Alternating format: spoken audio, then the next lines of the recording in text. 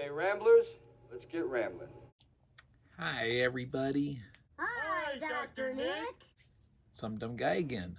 And what do you say we indulge in part 2 of my groovy unboxing video? Still got more titles left from last time.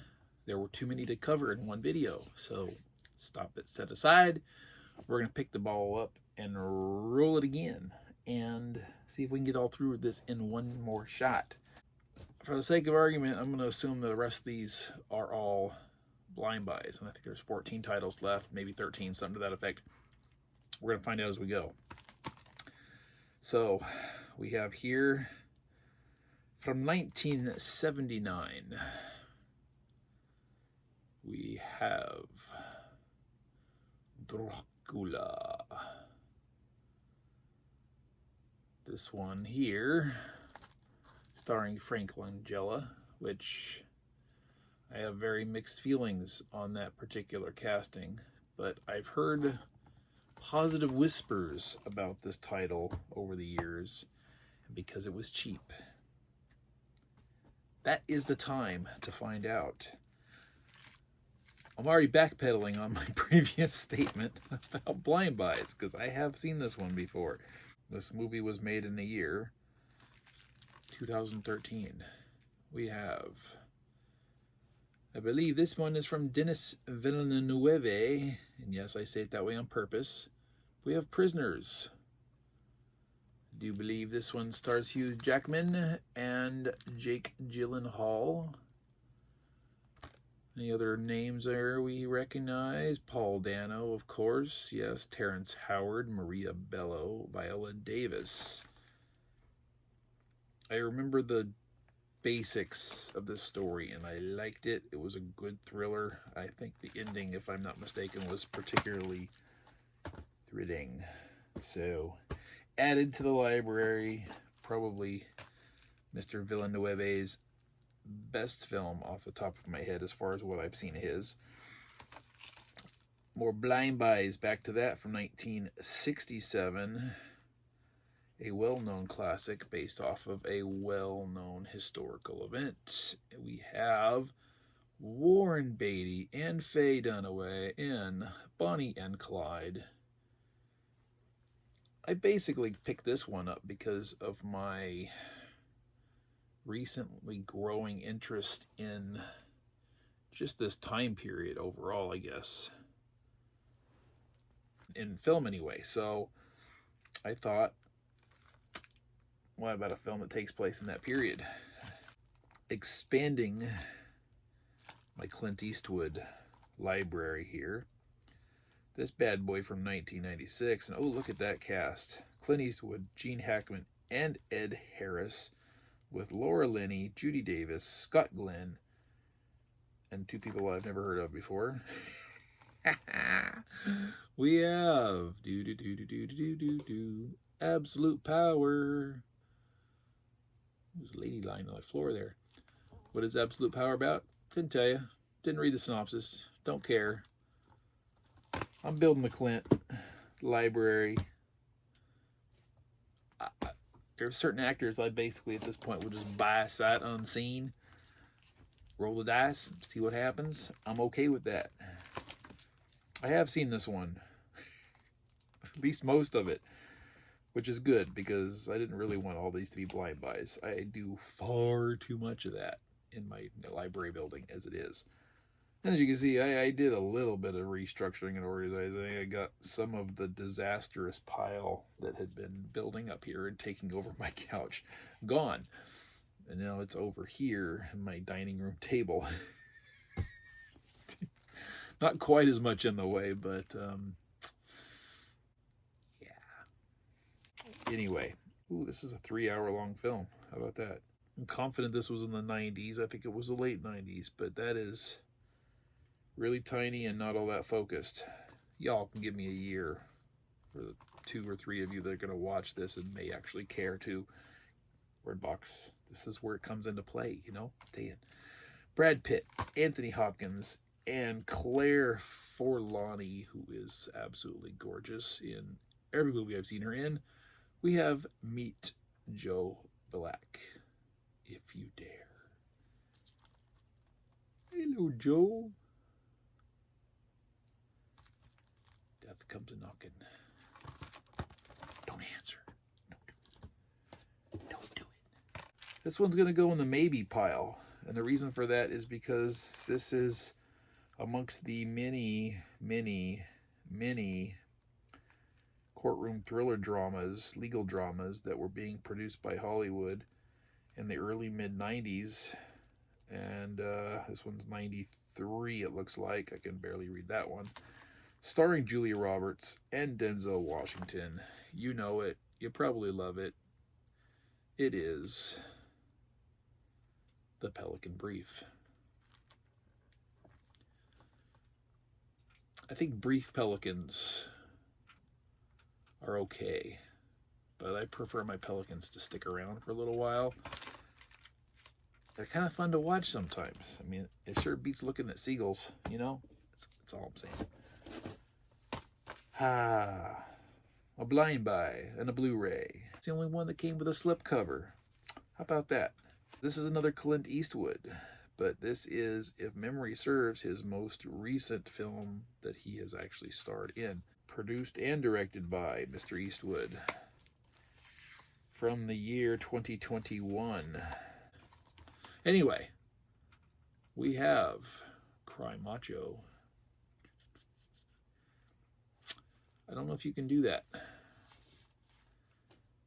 Or as opposed to Cry Sissy? I don't know. We'll find out. To be determined. Come back here. Story of being lost and found. You've been lost and found? I don't know if I've ever been lost.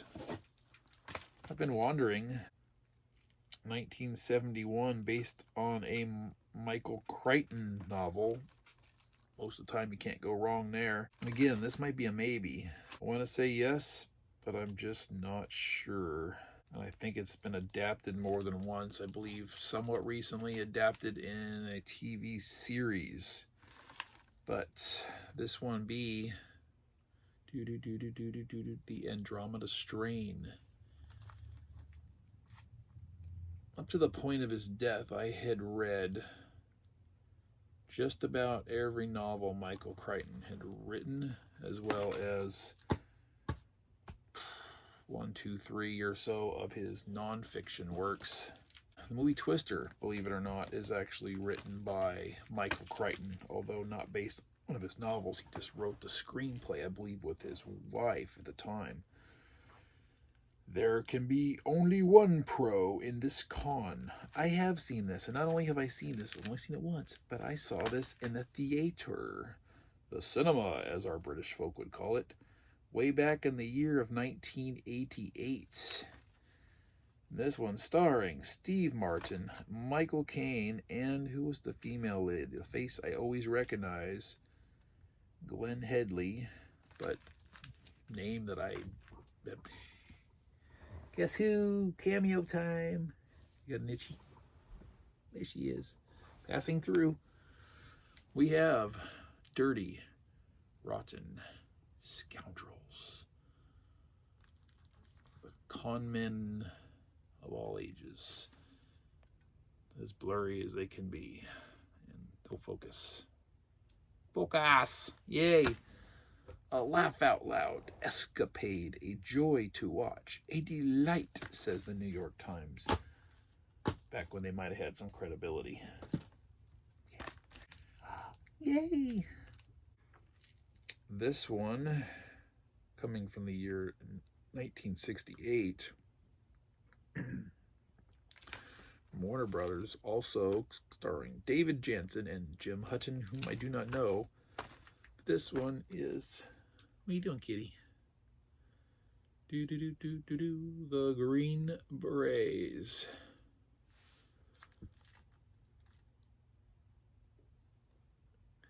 Silly kitty. My kitties have been in a weird mood tonight. The Green Berets. One of several of John Wayne's war films that I will get to. Speaking of war films, however, this one not being a John Wayne title, This one stars Lee Marvin and Ernest Borgnine, Charles Bronson, Jim Brown, John Cassavetes, Richard Jekyll, George Kennedy, Trini Lopez, Ralph Meek,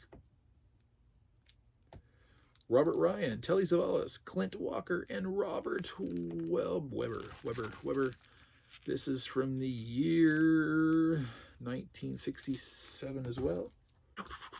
I'm screwing up the reveal on that one, aren't I? We have the Dirty Dozen. Blind Buy, never seen. How about that? Those pyramids? No. I was like, what are they doing in Egypt? The Dirty Dozen. Have I ever seen Lee Marvin in anything? Maybe. I don't know. This ought to be a kick. I've got reservations about venturing here, but you know, if one considers one a true film buff, there's experiences I feel you must have. It's the same thing if you're a literature buff. If you're a big reader, a book junkie, so to speak, certain novels you just have to read as part of the experience, right? You got to have certain levels of the classics under your belts and things like this. This isn't classic in the traditional sense because this is from 1977, but it just has a standing.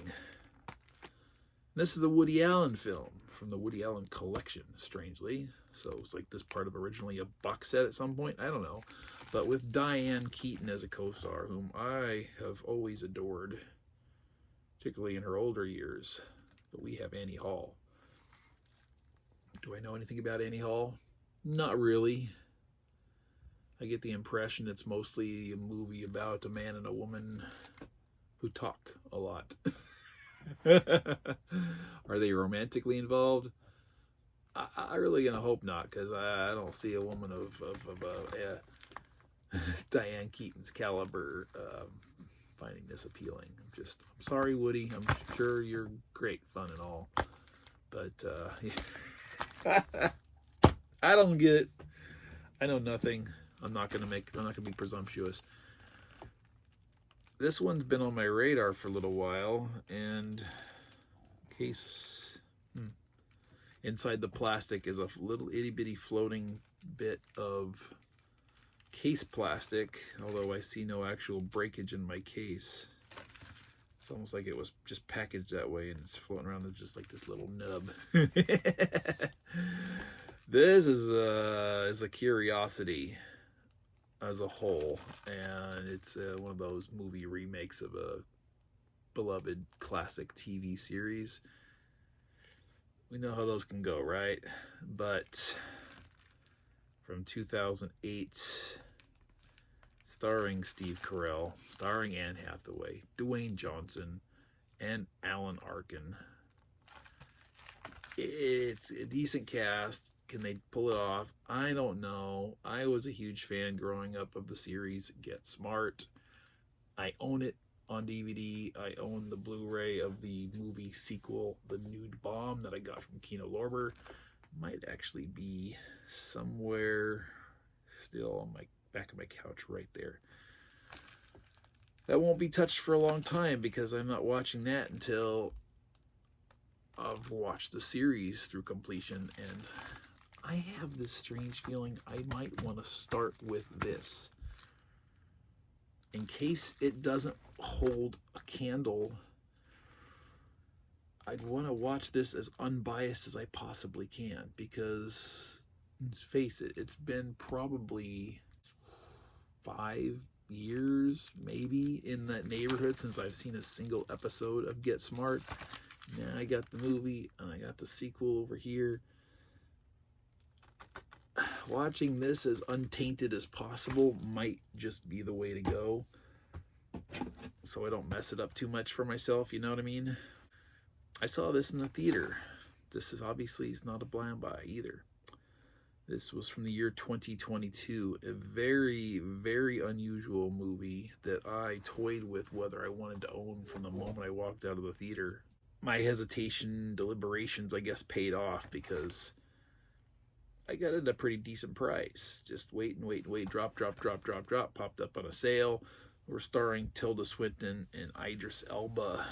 And what we have here is The Genie Tale, 3,000 Years of Longing. It's one of those really under the radar, blink and you might miss it, theatrical runs that I seem to specialize in over the last 2.5 years or so. I mean, for the most part, it didn't start right away, but after COVID finished its little run and theaters reopened, the very first movie I went to see in the theater was Kong versus Godzilla, or King Kong versus Godzilla, or Godzilla versus King Kong, or whatever that stupid nonsense was. And I didn't care. I didn't even see the previous Godzilla film. I didn't have any interest in seeing this one, but I did have a huge interest in going back to the movie theater. And big spectacle on a big screen just pulled me there, and I sat down and wasted 2 hours of my life or whatever, 5.5 brain cells that I burned watching that nonsense. And but since then, once the reintroduction was made, it was like, okay, from here forward, something changed in me, and I started taking an increasingly alternate path in my moving watching experience, and I haven't looked back. Lower budget, more independent, more foreign, things that are just off the rail. I'm not going on a freaking tangent. You guys don't care about my theatrical viewing right now. That's not what this is about. I'm done. I could have done faster. I could have done a lot slower. Hope that worked out okay for y'all. Thank you for joining me. Thank you for enduring and watching my additions to my library this time around. What do you all think of my selections? Did you all pick up anything to add to your libraries in recent time? Share. Wordbox. Are you intending any new acquisitions to your library? Share. Wordbox. Needed to get these pumped out because anytime in the next probably 3 or 4 days, I'm going to have I think a 19 title haul from Kino Lorber's March Madness sale, which I used to discuss in my videos on my channel, but since nobody watched them, maybe pick that up again someday later. I don't know. And I'm already working on order number 2 for Kino because that sale ends in a few days, and there are more titles I want while they are cost effective. Not that Kino's ever expensive, but damn, they have some really good sales. So that's that. Thank you once again. Drop your comments, your thoughts, your opinions, your feelings, your favorite foods, your favorite kitties, favorite possums. What'd you have for lunch today? Going to work tomorrow? Oh, whatever you gotta say. Down here. Bye-bye. Alan.